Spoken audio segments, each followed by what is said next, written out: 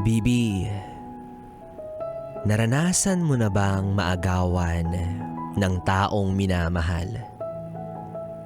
Taong akala mo sayong-sayo, pero nag-e-enjoy na pala sa piling ng ibang tao. Pero, paano kung hindi siya sa ibang tao sumasaya?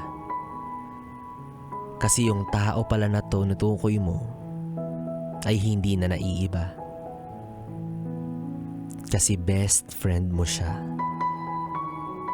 Pinagpalit ka sa taong kasama mo sa tawanan, trip na pangmalakasan, at kalungkutan na nararanasan paminsan-minsan.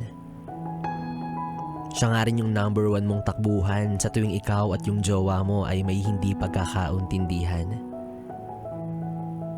Pero tila parang may mali.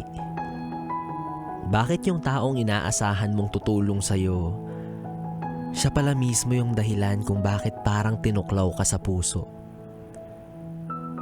Tila ang iyong karamay ay nagmistulang bantay sa lakay. Oo naman, magkaibigan kayo. Kaya nga nagkasundo kayo na ang sayo ay sa kanya, ang kanya ay sayo. Kumbaga, sharing lang sa kung anong meron ng isa't isa. Hating kapatid na ang turingan, pero putya naman. Tila nakalimutan niya ata na lahat ng bagay ay may limitasyon at hangganan. Kaya sinamantala niya ang iyong kabutihan.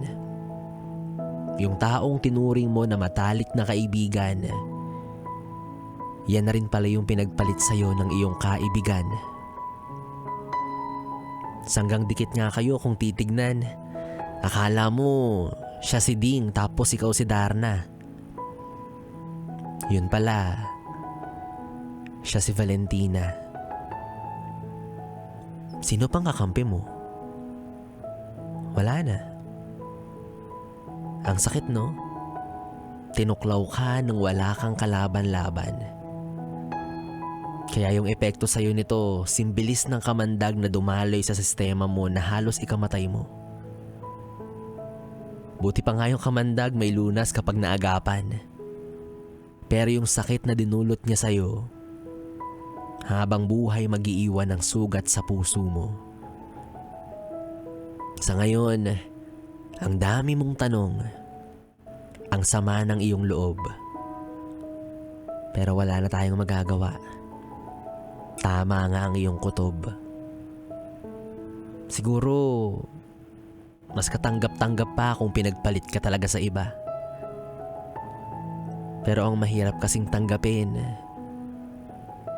pinagpalit ka na nga lang sa best friend mo pa.